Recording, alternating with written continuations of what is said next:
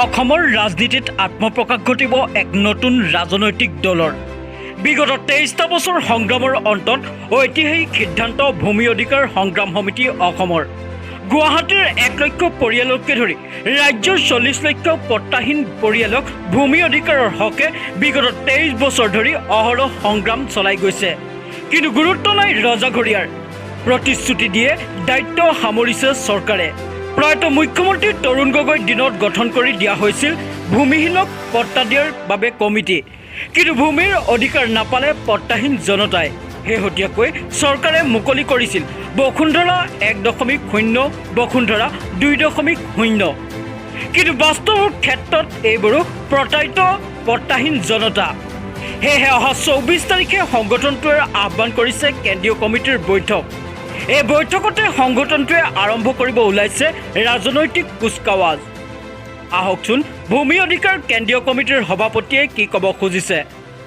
চাওক, আমি ভূমি অধিকাৰ সংগ্ৰাম সমিতি এটা অৰাজনৈতিক সংগঠন। এই অৰাজনৈতিক সংগঠন হিচাপে আমি 2002 চনৰ পৰা এতিয়ালৈ প্ৰায় 23 বছৰ ধৰি আমি প্ৰতিখন চৰকাৰক এই মাটি একঠা বিচাৰি বিভিন্ন ধৰণৰ গণতান্ত্ৰিক আন্দোলন কৰিলোঁ, সংগ্ৰাম কৰিলোঁ। প্ৰতিখন চৰকাৰে আমাক আশ্বাস আৰু প্ৰতিশ্ৰুতি দিয়ে আৰু প্ৰতিটো পক্ষত আমাৰ খিলঞ্জীয়া মানুহক মাটি কোনো এখন চৰকাৰ নিদিলে আৰু তাৰ বিপৰীতে বৃহৎ পুঁজিপতি, কৰ্পৰেট গোষ্ঠী আৰু চৰকাৰ, মিনিষ্টাৰ, MLA গোটেইখিনি তেওঁলোকে অসমৰ মাটিবিলাক ভাগ বতৰা কৰি লৈ আছে। কিন্তু সাধাৰণ জনতাই এতিয়ালৈ একঠা মাটি পাবলৈ সক্ষম হোৱা নাই। এই পৰিপ্ৰেক্ষিতত আমি যে অতিষ্ঠ হৈ আমি ৰাজনৈতিকভাৱে মোকাবিলা কৰাৰ কাৰণে, চৰকাৰবিলাকৰ লগত ৰাজনৈতিকভাৱে ফাইট কৰাৰ কাৰণে, কাৰণ আমি গুৱাহাটীত 1 লক্ষ পৰিয়াল আছোঁ আৰু গোটেই অসমত আমি 40 লাখ আমাৰ পট্টাহীন পৰিয়াল এতিয়াও আমাৰ আছে। এই বৃহৎ সংখ্যক মানুহৰ স্বাৰ্থত আমি ৰাজনৈতিক যুদ্ধ কৰিম বুলি আমি ঠিক কৰিছোঁ। ইতিমধ্যে আমাৰ 24 তাৰিখে আমাৰ সাধাৰণ সভা আছে। সাধাৰণ সভাত আমাৰ সিদ্ধান্ত গ্ৰহণ হ'ব। প্ৰতিখন ডিষ্ট্ৰিক্টৰ পৰা আমাৰ মানুহ আহিব। আহি আমি হয়তো 24 তাৰিখে এটা চূড়ান্ত সিদ্ধান্তত উপনীত হ'ব পাৰিম। এইখিনিতে আপোনালোকে ভূমি পট্টাৰ বাবে আমাৰ বিগত চৰকাৰ, তৰুণ গগৈৰ দিনৰ চৰকাৰ হওক, সৰ্বানন্দ সোণোৱালৰ দিনতো চৰকাৰ আছিলে বা বৰ্তমান হিমন্ত বিশ্ব শৰ্মাৰ দিনতো চৰকাৰ চলি আছে। গতিকে চৰকাৰৰ ফালৰ পৰা কি আপোনালোকে একো সঁহাৰি পোৱা নাই নেকি? আপোনালোকে কেনেকৈ যোগাযোগ কৰিছে এই ক্ষেত্ৰত? প্ৰতিখন চৰকাৰে আমাক আশ্বাস, প্ৰতিশ্ৰুতি, নিমন্ত্ৰণ দিয়ে। আমি তৰুণ গগৈ ডাঙৰীয়াৰ দিনত ধৰোঁ, তৰুণ গগৈ ডাঙৰীয়া আমাৰ লগত বহিছিল, আমাৰ লগত আলোচনা কৰিছিল, আমাক মাটি পট্টা দিয়াৰ প্ৰতিশ্ৰুতি দিছিল আৰু সেই মৰ্মে তেওঁ কেবিনেট ৰিজলিউশ্যন লৈছিল। প্ৰয়াত ভূমিধৰ বৰ্মনৰ নেতৃত্বত এখন কমিটি কৰিছিল 2013 চনত। সেই কমিটিয়ে ভিত্তিত ঠাইতে মাটি পট্টা দিয়াৰ কাৰণে ভূমিনীতি প্ৰস্তুত কৰিছিল। কিন্তু তাত কংগ্ৰেছৰ দিনত আমাক মাটি পট্টা দিব আমি নাপালোঁ। তেওঁলোকে নীতি বনাই, পলিচি বনাই প্ৰচাৰ কৰে, কিন্তু আমি তৰুণ গগৈ ডাঙৰীয়াৰ দিনত আমি এক কঠা মাটি পাবলৈ সক্ষম নহ'ল। তাৰপিছত আহিলে সৰ্বানন্দ সোণোৱাল ডাঙৰীয়া। সৰ্বানন্দ সোণোৱাল ডাঙৰীয়াই আমাৰ লগত কথা বতৰা পাতিলে। আপোনালোকে ফটোবিলাক দেখাব পাৰিব, তাত ফটো আছে।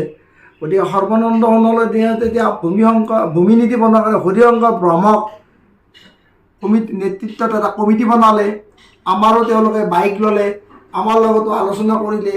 ভূমিনীতি সংক্ৰান্তত হৰিশংকৰ ব্ৰহ্ম ডাঙৰীয়াও আমাৰ লগত বহিলে, মুখ্যমন্ত্ৰীও আমাৰ লগত বহিলে, মাটি পট্টা দিম বুলিও ক'লে। তেওঁলোকে সৰ্বানন্দ সোণোৱাল ডাঙৰীয়াই অশেষ কষ্ট কৰি খিলঞ্জীয়া মানুহক মাটি পট্টা দিয়াৰ কাৰণে এটা ভূমি নীতিও বনালে। কিন্তু কাৰ্যক্ষেত্ৰত সৰ্বানন্দ সোণোৱাল ডাঙৰীয়াই বাস্তৱ ক্ষেত্ৰত প্ৰকৃত মানুহক মাটি পট্টা দিব নোৱাৰিলে। তাৰপিছত আহিল আমাৰ বৰ্তমানৰ চৰকাৰ, হিমন্ত বিশ্ব শৰ্মা ডাঙৰীয়া। তেখেত আৰু 100 থাকিব লাগিব। তেখেতৰ কথা হ'ল অন্যতকৈ তেওঁ অলপ বেলেগ হ'ব লাগিব। তেখেতৰ শিক্ষা দীক্ষা, তেখেতৰ অত্যন্ত তেওঁৰ মেধাৱী, তেওঁৰ বুদ্ধিয়ক, বাকপটুতা তেখেতৰ আছে। অসমৰ যিবিলাক চিফ মিনিষ্টাৰ হৈছে সেই মিনিষ্টাৰবিলাকৰ ভিতৰত এটা বেলেগ ধৰণৰ মুখ্যমন্ত্ৰী আছিল আমাৰ মাননীয় হিমন্ত বিশ্ব শৰ্মা ডাঙৰীয়া। মই হিমন্ত বিশ্ব শৰ্মা ডাঙৰীয়া মই বিৰোধী নহয়, তেওঁক আমি বেয়া নাপাওঁ। তেওঁক হিমন্ত বিশ্ব শৰ্মাৰ কেপাচিটি আছে, তেওঁ অসমত বিষ্ণুৰাম মেধিৰ পিছতে স্থান পালেহেঁতেন। আজি হিমন্ত বিশ্ব শৰ্মাৰ ফটোটো আমি ইয়াত ৰাখিলোহেঁতেন।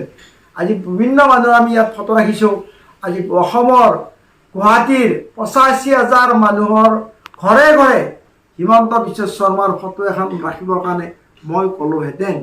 তেখেতে এসপ আগত যায়, তেখেতে কৈছে এইবিলাক মণ্ডল কানলৈ যাব নালাগে, আমি অনলাইনত মাটি পট্টা দিম।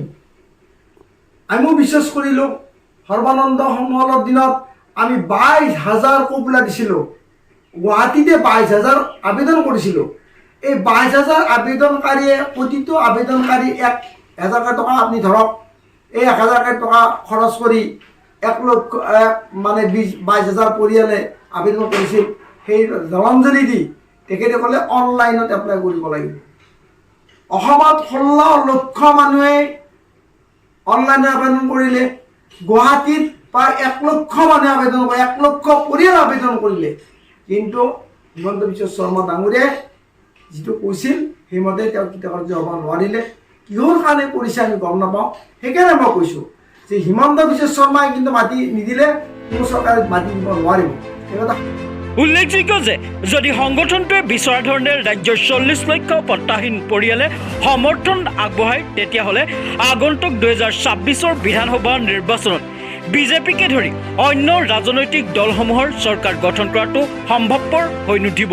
আমি এতিয়া বৰ্তমান উপস্থিত আছোঁ ভূমি অধিকাৰ সংগ্ৰাম সমিতিৰ মুখ্য কাৰ্যালয়ত, আৰু আমি ইতিমধ্যে মুখ্য কাৰ্যালয়ৰ ভিতৰলৈ প্ৰৱেশ কৰিছোঁ। আৰু আহকচোন আমি ভূমি অধিকাৰ সংগ্ৰাম সমিতিৰ বিষয়ববীয়াসকলৰ লগত কথা পাতোঁ, তেওঁলোকে কিদৰে প্ৰস্তুতি চলাইছে ৰাজনৈতিক দল গঠনৰ ক্ষেত্ৰত।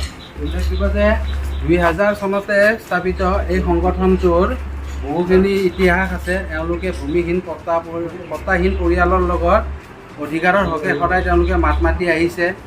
এইখিনিতে আমি ভূমি অধিকাৰ সংগ্ৰাম সমিতিৰ উপদেষ্টা আমাৰ মাজত উপস্থিত আছে, গতিকে আমি তেখেতৰ পৰা 2 এষাৰ বক্তব্য জানো। দাদা, আমাৰ আপোনালোকৰ ভূমি অধিকাৰ সংগ্ৰাম সমিতিয়ে ৰাজনৈতিক দল গঠন কৰিব লগা কিয় হ'ল, এই বিষয়ে জনাবচোন। খুব ভাল প্ৰশ্ন কৰিছে আপুনি। মই ভগৱান শৰ্মা, পৰিৱৰ্তন কমিটিৰ মই উপদেষ্টা। আজি আপোনালোকক পাই সঁচাকৈ সুখী হৈছোঁ। ৰাইজেও জানিব পাৰিব আৰু অসম চৰকাৰেও জানিব পাৰিব। আমি 23 বছৰে আন্দোলন কৰিলোঁ এই সংগঠন, অৰাজনৈতিক সংগঠন আমাৰ। কিন্তু আজি আমি ৰাজনৈতিকভাৱে সচেতন বুলিয়ে ক'ব লাগিব, সচেতন হ'বলৈ গৈ আছোঁ। ইমানেই সচেতন হোৱা নাছিলোঁ, কাৰণ আমি চৰকাৰৰ ওপৰত নিৰ্ভৰ কৰি আমি আমাৰ গণতান্ত্ৰিক অধিকাৰ, আমাৰ মৌলিক অধিকাৰ সাব্যস্ত কৰাৰ কাৰণে আমি যি আন্দোলন কৰি আহিছিলোঁ, সেই আন্দোলন 23 বছৰত আমি এটা বিগ জিৰ' পালোঁ। যেতিয়া জাতি মাটি ভেটি লৈ পেলাই এইখন চৰকাৰ আহিছিল, আমি ভাবিছিলোঁ যে আমাৰ মানুহখিনি অন্ততঃ এটা উপকৃত হ'ব, নিজৰ নিজৰ ভৰিদলৰ মাটিখিনি তেওঁলোকে পাব। কিন্তু তাৰ পিছতো আমাৰ একো ধৰণৰ নহ'ল। কিন্তু তাতকৈ ডাঙৰ কথা, ইয়াৰ আগৰ যিজন আমাৰ মুখ্যমন্ত্ৰী আছিলে, তেখেতে কিন্তু আমাৰ লগত আলোচনাত বহিছিল আৰু তেখেতে আমাক কথাও দিছিল। তাৰপিছত সেইটোও নহ'ল। পৰৱৰ্তী কালত আমাৰ হিমন্ত বিশ্ব শৰ্মা ডাঙৰীয়া যেতিয়া আহিল, আমি কিন্তু খুব এটা পজিটিভ দিশত আছিলোঁ, কাৰণ তেখেতো এজন পজিটিভ দিশৰ মানুহ আৰু তেওঁ খুব কৰ্মী মানুহ। আমি জানো তেওঁৰ লগত আমি বহুত দিন কাম কৰিছোঁ, কংগ্ৰেছত ময়ো আছিলোঁ। তেখেত যেতিয়া কংগ্ৰেছৰ পৰা আঁতৰি গ'ল, তেতিয়া ময়ো আঁতৰি গৈছোঁ তেওঁৰ লগত কাম কৰাৰ উদ্দেশ্যেৰে। তেওঁ এজন খুব সংগঠকমূলক মানুহ, সংগঠনমূলক মানুহ, আৰু তেওঁ সহায় সহযোগ সকলোকে আগবঢ়ায়। তেখেতৰ ওপৰত আমাৰ এটা বিৰাট আস্থা আছিল, আৰু সেই আস্থা আমি যোৱা এই 3 বছৰে যিটো দেখিলোঁ, সকলোতকৈ দুখৰ কথা, আমি বহুবাৰ প্ৰথম তেখেতে মুখ্যমন্ত্ৰী হওঁতে আমি তেখেতক আমি সম্ভাষণ জনাবৰ কাৰণে তেখেতক আমি যাবৰ কাৰণে পাৰ্মিশ্যন বিচাৰিলোঁ, নাপালোঁ। তাৰপিছত আলোচনাৰ কাৰণে বহুতবাৰ চেষ্টা কৰিছোঁ, তেতিয়াও আমি নাপালোঁ। তাৰপিছত তেখেতে যি বসুন্ধৰা 2 আনিলে, তাতো আপোনালোকে গমেই পাইছে যে এটা বিগ জিৰ', কাৰণ যিসকলে 2-4জনে পাইছে তেওঁলোকেও মাতি ল'ব নোৱাৰে, এটা বৃহৎ অংকৰ এটা হেৰি দিছে। এতিয়া আকৌ 3-0 যিটো আহিছে বসুন্ধৰা, সেইটোত আমি ভাবিছোঁ এটা বিগ জিৰ' হ'ব। কাৰণ তেওঁ কৈছিল যে আমি ঘৰে ঘৰে গৈ তেওঁলোকক আমি পট্টা দিম, কোনো ক'তো আহিব নালাগে। আমি সকলোৱে উৎফুল্লিত হৈছিলোঁ, পাহাৰ ভৈয়াম য'তে যোন যেনেকৈ আছে। কিন্তু চবচে ডাঙৰ কথা আজি আমি মুখ্যমন্ত্ৰী ডাঙৰীয়াক ক'ব বিচাৰোঁ, চৰকাৰৰ যিটো স্থিতি, যিটো নিয়ম, সেই নিয়মত আমিও আছোঁ, আমাৰ সংগঠনো আছোঁ। তাৰ কাৰণটো হ'ল আমিও জলাশয় আৰু ফৰেষ্টৰ জেগাত মাটি দিয়াটো আমিও নিবিচাৰোঁ। সেইটো তেখেতে হয়তো নাজানে। আমি আজি তেখেতক ইয়াৰ আপোনালোকৰ দ্বাৰাই তেখেতক জনাব খুজিছোঁ, যিহেতু আমি তেওঁৰ লগত আলোচনা কৰিব পৰা নাই। কিন্তু আমি তেখেতক যথেষ্ট শ্ৰদ্ধাও কৰোঁ, ভক্তিও কৰোঁ আৰু খুব ভালো পাওঁ, কাৰণ তেওঁ অসমৰ এজন অভিভাৱক। আমাৰ এতিয়া এজন অভিভাৱকে আমাৰ যি দুখ দুৰ্গতি আছে জানিবৰ কাৰণে আমাৰ লগত বহিবলৈ তেওঁৰ কি অসুবিধা আছে। 3 বছৰ কালি তেখেতৰ সেই সময় আমাক দিব পৰা নগ'ল। গতিকে আমি আশা কৰোঁ যে আমি 10 দিন বা 15 দিন তেখেতক আমি এটা সময় দিছোঁ, যে অন্ততঃ আমাৰ লগত বহক, আমাৰ কথাখিনি শুনক। আমিও তেওঁৰ লগতে আছোঁ, তেওঁৰো ভাল বিচাৰোঁ। আৰু আমাৰ যিটো উদ্দেশ্য, সেই উদ্দেশ্যটো অকল আমাৰ ভূমিপত্তন দিয়া হয়। আৰু সেই লৈ আমি 23 বছৰ আন্দোলন কৰিছোঁ। তেখেতে যদি এইটো সমাধান কৰি দিয়ে, আমাৰ এই অনুষ্ঠানত, এই সংগঠনৰ আমাৰ কোনো কাম নাই। আমি ডিজলভ কৰি দিম, দি আমি তেওঁৰ লগতে বিলীন হৈ তেওঁৰ লগতে আমি কাম কৰিম। আমাৰ কোনো এনেকুৱা উদ্দেশ্য নহয় যে আমি তাত বিভিন্ন ধৰণৰ অনুষ্ঠান কৰি পেলাই আমি বিভিন্ন ধৰণৰ হেৰি লৈ পেলাই উপঢৌকন লৈ পেলাই আমি যেনেকৈ বহুত তেনেকৈ চলে, আমি তেনেকুৱা ধৰণৰ সেই সংগঠন আমি নহয়। আমাৰ মেম্বাৰ একোজনে 12 টকা বছৰত দিয়ে, আমাৰ সেই এখন পইচা। সেই দিয়ে আমি আজি 23 বছৰ আন্দোলন কৰিছোঁ। কোনো ক'ব নোৱাৰে কাৰো পৰা আমি কেতিয়াবা পইচা লৈছোঁ। অথচ আজি আমি আমাৰ মুখ্যমন্ত্ৰী ডাঙৰীয়াক আমি অনুৰোধ জনাব বিচাৰিছোঁ, আহ্বান জনাব বিচাৰিছোঁ যে 15 দিনৰ ভিতৰত যদি আপুনি আমাৰ লগত বহে, খুব ভাল কথা। আমি আমাৰ ৰাজনৈতিক যিটো সমীক্ষাৰ কথা আমি ভাবি আছোঁ, সেইটো আমি এৰি দিম, এৰি আমি তেওঁৰ লগত বিলীন হ'ম। আৰু যদি নহয়, তেতিয়াহ'লে আমি ৰাজনৈতিকভাৱে আমি সংগঠনমূলকভাৱে আমি আহিব বিচাৰিছোঁ। ইয়াৰ লগতে যদি 15 দিনৰ ভিতৰত মুখ্যমন্ত্ৰী আমাৰ লগত আলোচনাত নবহে, তেতিয়াহ'লে আমি আদাৰ্ছ যিসকল আছে, যিসকল উপৰিচৰত আছে, তেওঁলোককো আহ্বান জনাম 15 দিনৰ পিছত যে আমাৰ লগত যোগাযোগ কৰিব পাৰে। এটা গণতান্ত্ৰিক আন্দোলন কৰিবলৈ বা এখন অৰাজনৈতিক এটা সংগঠনে এখন অভিৱৰ্তন পাতিবলৈ চৰকাৰৰ কোনো পাৰ্মিশ্যনৰ প্ৰয়োজন এক্সিকিউটিভ কমিটি। আৰু এইখন হৈছে কাৰ্যকৰী সভা। গতিকে এখন কাৰ্যকৰী সভা আমাৰ অফিচ বাউণ্ডেৰীত হ'ব। আৰু অফিচ বাউণ্ডেৰীত হৈ আমি 23 বছৰত কি পালোঁ কি নাপালোঁ তাৰ আমাৰ আলোচনা হ'ব। তাৰ ভিত্তিত আমি ৰাজনৈতিক দল খোলোঁ বা নোখোলোঁ তাৰ এটা সিদ্ধান্ত হ'ব। এইখিনি হৈছে আমাৰ প্ৰথম কথা।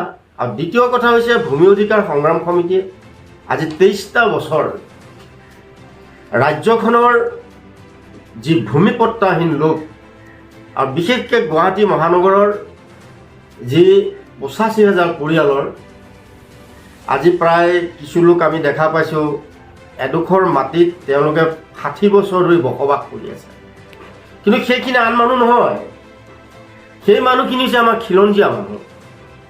কিন্তু আজি এই খিলঞ্জীয়া মানুহখিনিক বিগত ভাৰত স্বাধীনতাৰ পিছৰ পৰা যিমানবিলাক চৰকাৰ আহিল, প্ৰতিখন চৰকাৰেই এই মানুহখিনিক ঠগ প্ৰবঞ্চনা কৰি আহিলে।